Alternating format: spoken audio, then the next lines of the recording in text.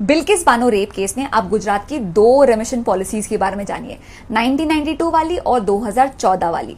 तो 2014 की जो पॉलिसी है ना, वो क्लियरली ये कहती है कि किसी भी हालत में रेपिस्ट और मर्डरर्स को अर्ली रिलीज नहीं दिया जाएगा।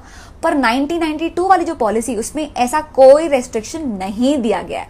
अब ये जो 11 लोग हैं, उन्हें सजा कब मिली? 2008 में। तो इन पर 1992 वाली पॉलिसी अप्लाई होगी, मतलब जब सजा मिली तब जो पॉलिसी थी वो अप्लाई होगी। ஆனால் நான் கேட்பது புத்தகத்தை வெளியிடுங்க விஜய், நான் பேசுங்க, எல்லாம் பண்ணுங்க, ஆதாரத்தின் அடிப்படையில் பேசும். சும்மா வாய்க்கு வந்தது மணிப்பூர் அப்படியே பேசிட்டு போயிடலாம். என்னுடைய அன்பான வேண்டுகோள், ஒரு பேசிக் காமன் சென்ஸை வளர்த்திக்க வேண்டிய நேரம். விஜய் அவர்கள் மணிப்பூர் செல்வதற்கு தயாராக இருந்தால் அவரோடு மணிப்பூர் செல்வதற்கு நான் தயார். மணிப்பூர் ஃபுல்லா சுத்தி காட்டுவதற்கு நான் தயார். மணிப்பூரை பத்தி தெரியணும், ஜியோகிராஃபி என்ன, மணிப்பூர் ஹிஸ்டரி என்ன, மேப்ல எங்க இருக்கு, மணிப்பூருக்கும் மியான்மருக்கு எவ்வளவு தூரம், ஏன் அதை நம்ம ட்ரக் ட்ரையாங்கிள்னு சொல்றோம், எதுவும் தெரியாம மணிப்பூர் ஜியோ பாலிடிக்ஸ். அண்ணன் விஜய் அவர்கள் நான் அன்போடு வரவேற்கிறேன். மணிப்பூர் விஜய் அவர்கள் மணிப்பூர் செல்வதற்கு தயாராக இருந்தால் அவரோடு மணிப்பூர் செல்வதற்கு நான் தயார். மணிப்பூர் ஃபுல்லா சுத்தி காட்டுவதற்கு நான் தயார். விஜய் என்ன இப்ப அரசியல்ல, பொது அரசியல்ல என்னுடைய அன்பான வேண்டுகோள், ஒரு பேசிக் காமன் சென்ஸை வளர்த்திக்க வேண்டிய நேரம். ஏன்னா ஒரு சினிமா நடிகராக உச்சத்தில் இருந்துட்டாங்க, பெரிய ஒரு நடிகர், எல்லோருக்கும் பிரித்த ஒரு நடிகர். அரசியல் கருத்து சொல்லும் பொழுது ஜியோ பாலிடிக்ஸ் இம்ப்ளிகேஷன் என்ன, மணிப்பூர் என்ன, என்ன பிரச்சனை, அங்க இருக்கக்கூடிய ட்ரைபல் பிரச்சனை என்ன, மியான்மர்ல இருந்து யார் உள்ள வர்றா, இந்த ட்ரக் ட்ரையாங்கிள்னு திரும்ப திரும்ப சொல்றோம் என்ன, மணிப்பூர்ல எந்த ஆட்சி காலத்துல பிரச்சனை அதிகமாக இருந்தது, காங்கிரஸ் ஆட்சி காலத்தில் எத்தனை பேர் இறந்தாங்க, 10 ஆண்டு காலம் பிஜேபி ஆட்சி காலத்தில் எத்தனை பேர் இறந்திருக்காங்க, இந்த பிரச்சனை ஏன் உருவாச்சு, எங்களுடைய சொந்த கட்சியில் இருக்கக்கூடிய முதலமைச்சரை ஒரு ட்ரைபல் கம்யூனிட்டியை சார்ந்தவங்க முதலமைச்சருடைய இல்லத்தை கொளுத்து போதும் கூட அங்க இருக்கக்கூடிய போலீஸ் துப்பாக்கி எடுத்து சொல்லிங்க, அதுக்கு துப்பாக்கி தீர்வு கிடையாது. அதற்கு நாம் எல்லாம் உடனே armed forces special powers act Manipur ஃபுல்லா மறுபடியும் ரீ எக்ஸ்டெண்ட் பண்ணி அதற்கு தான் அங்க இருக்கக்கூடிய பெண்கள் அம்மனமாக நடந்தார்களா மணிப்பூர்ல ஒரு காலத்திலேங்க காங்கிரஸ் ஆட்சியின் பொழுது. ஆனால் அண்ணன் விஜய் அவர்களுக்கு இதை சொல்ல வேண்டும் என்பது என்னுடைய அன்பான ஆசை. காரணம், புதுசா அரசியலுக்கு வந்திருக்காங்க, சில விஷயங்கள் அவர்கள் தெரிந்து கொள்ள வேண்டும் என்பதற்காக.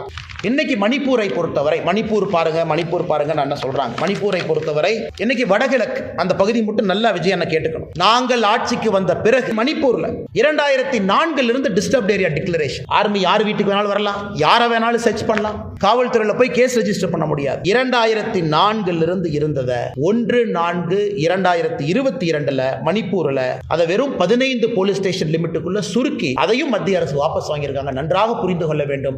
இதற்காகத்தான் வடகிழக்குல தாய்மார்கள் நிர்வாணமாக, அந்த கோரமான காட்சியை நம்ம பார்க்க வேண்டிய சூழ்நிலை, நிர்வாணமாக நடந்து போனாங்க. எங்க மாநிலத்தில் armed forces special powers act கொண்டு வராது. விஜய் அண்ணுக்கு இன்னொரு அன்பான என்னுடைய அறிவுரையும் கூட, இல்ல பாரதிய ஜனதா கட்சி இங்க இருக்கிறாங்க, ஹிந்துத்துவ கட்சி, ஹிந்து கட்சி, தமிழ்நாட்டில் அப்படியே பிஜேபி ஹிந்து கட்சின்னு சொல்லிட்டோம்னா அப்படியே கிறிஸ்தவர்கள் இஸ்லாமியர்கள் ஒன்னாயிருவாங்க, வாக்கரசியல் நன்றாக இருக்கு. மணிப்பூர் 53% மீத்தி ட்ரைபு, 16% குக்கி ட்ரைபு, அதுல 2017 இருந்து ஆட்சியில் இருக்கின்றோம். அதனால் தமிழ்நாட்டில் யாராவது ஒரு கட்டுக்கதை கிளப்பறக்கு கிளம்பி இருந்தாங்களோ அவருக்கு அன்பான வேண்டுகோள், தமிழகத்திலும் இஸ்லாமிய சகோதர சகோதரிகள், கிறிஸ்தவர்கள் பாரதிய ஜனதா கட்சியின் பக்கம் வர ஆரம்பித்திருக்கின்றார்கள், வந்து கொண்டே இருக்கின்றார். இந்தியா முழுவதும் நடக்குதுங்க, தமிழ்நாடு மட்டும் விதிவிலக்கு இல்லை. அதனால் அந்த பொய்களை ஓரளவுக்கு தான் அரசியல்வாதிகள் பேச முடியும்.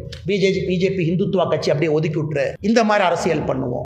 தயவு செஞ்சு மணிப்பூரை பத்தி யாராச்சும் பேசுறீங்கன்னா, நான் எந்த வேலையாக இருந்தாலும் சரி, அண்ணன் விஜயாக இருந்தாலும் தமிழகத்தில் இருக்கக்கூடிய அரசியல் தலைவர், நீங்க மணிப்பூர் வர நான் வர்றேன், மணிப்பூர் கூட்டிட்டு போறேன், பாரதிய ஜனதா கட்சி உங்களை அழைத்து செல்லும். மணிப்பூர்ல இருக்கக்கூடிய பாரதிய ஜனதா கட்சி எந்த இடத்தை பார்க்கணும் நான் கூட்டிட்டு போறோம், பார்ப்போம். கலவரம் யார் வந்தது? பாரதிய ஜனதா கட்சி உருவாக்கிய கலவரமா இது?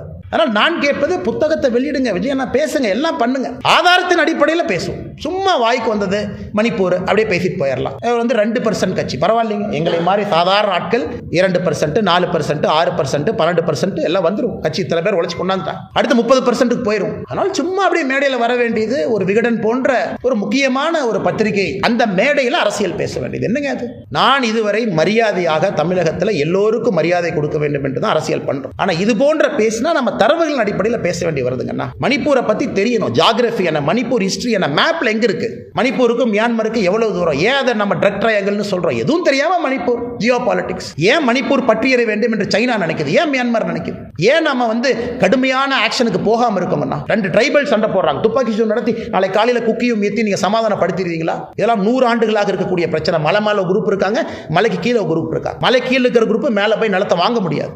அந்த பிரச்சனை தான் இந்த பிரச்சனை. ஹைகோர்ட் ஜட்ஜு தீர்ப்பு கொடுக்கிறார், ஒரு கம்யூனிட்டி ட்ரைபல் ஆக்கு. இன்னைக்கு எல்லா விதமான விதத்தையும் கையாண்டு பிரச்சனைக்கு நார்த் ஈஸ்ட்ல தமிழ்நாடு மாதிரி கிடையாதுங்க, ஹை ட்ரைபல் ஐடென்டிட்டி. சொந்த சீஃப் மினிஸ்டருடைய வீட்டை கொளுத்தும் போது நாங்கள் துப்பாக்கி சூடு நடத்தாமல் இருக்கோம். ஏன்னா துப்பாக்கி சூடு தீர்வு கிடையாது. அதுக்கு மறுபடியும் நார்த் ஈஸ்ட் பத்தி எறியணும், மறுபடியும் தாய்மார்கள் வந்து உடை உடுத்தாம ரோட்டுக்கு வரணும், மறுபடியும் ஆர்ம்டு ஃபோர்ஸஸ் ஸ்பெஷல் பவர்ஸ் ஆக்டை எடுங்கன்னு சொல்லணும். இது ஒரே நாளில் ஏஎஃபிஎஸ்பியை கொண்டு வந்து ஆர்மி 10 காலத்தை இறக்கி ஷூட் அட் சைட் ஆர்டர் கொடுத்து 24 ஹவர்ஸ்ல கொண்டு வர தெரியாதாங்கன்னா இது 20 ஆண்டுகள் கழித்து இந்த அமைதி வந்திருக்கு, இந்த பிரச்சனை வெடிக்கிறதுக்கு முன்னாடி. அதனால் கொஞ்சம் ஜியோகிராஃபி ஹிஸ்டரி தெரிஞ்சுக்கிட்டு பேசணும் என்ன நடக்குது. அதான் அன்பான வேண்டுகோளை தவிர வேற எதுவும் என்னுடைய வேண்டுகோள் இல்லைங்கண்ணா.